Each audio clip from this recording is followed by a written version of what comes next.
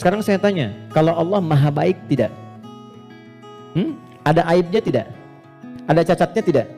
Lihat, kumpulan semua kebaikan, jika dikumpulkan, jujur, sabar, misalnya kan, kalau kita kumpulkan sifat-sifat baik itu, semuanya itu akumulasinya disebut dengan takwa namanya.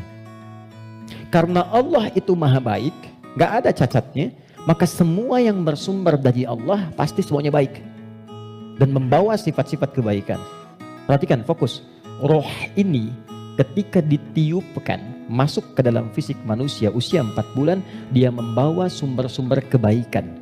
Karena datangnya langsung dari Allah, diperintahkan masuk, maka membawa akumulasi kebaikan. Maka selain roh ini masuk ke dalam fisik, dia juga membawa potensi-potensi kebaikan yang disebut dengan takwa. Ini fa'alhamaha fujuraha. Pelan-pelan. Kalau fisik ini langsung dari Allah atau ada proses dulu? Terbayang nggak maksudnya? Kalau roh itu kan langsung kan, Allah firmankan masuk kan. Kalau fisik langsung tercipta ada proses dulu. Proses. Tadi kan sampai 4 bulan demikian. Sebelumnya ada proses dan sebagainya. Proses kan? Karena proses didahului dengan ikhtiar, maka tidak sama sifatnya dengan takwa. Dia membawa sifat bawaan disebut dengan fujur.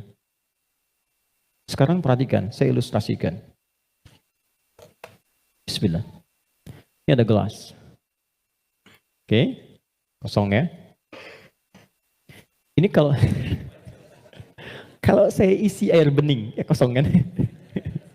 Saya bukan ingin sulap ya, ingin tunjukkan. Kalau ini saya isi air bening nih, bening, oke?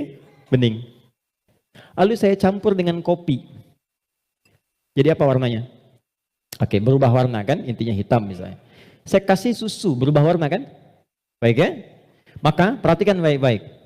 Kalau kita ilustrasikan, ini ada tempat, dimasukkan kemudian air bening. Gambarkan yang bening itu takwa ini.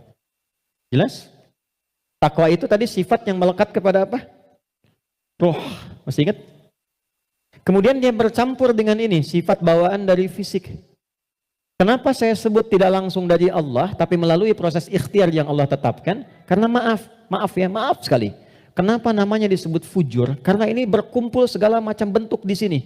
Apakah teman-teman mencari semua yang halal, yang dimasak oleh istri, masuk kemudian ke dalam mulut dan perutnya, dan terkonsumsi oleh janinnya? Apakah dipastikan semua halal? Kalau dia menjadi halal, akan jadi baik. Kalau dia menjadi syubhat, ya akan menjadi bercampur. Kalau dia dari yang haram, akan menjadi kotor. Karena itu yang bersumber di fisik disebut dengan fujur, yang ini pasti baik. Tadi saya katakan, kalau campurannya susu, bening, bagus, nyaman. Tapi kalau campurannya kotor, lumpur dan sebagainya, maka jadi bermasalah.